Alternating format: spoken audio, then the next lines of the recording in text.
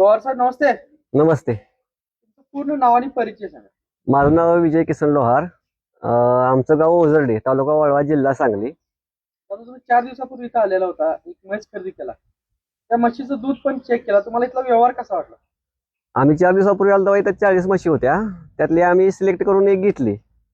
आम्ही इथं 5-6 टाइम धार काढून बघितली. धार सकाळी 8 संध्याकाळी 8 अशी दिल्या.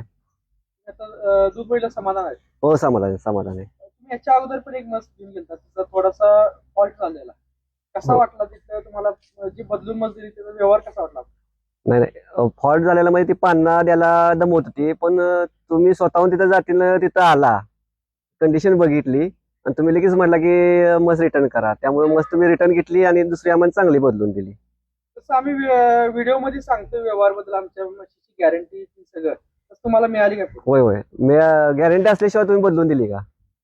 व्यवहारात समाधान आहे? हो, समाधान. हा.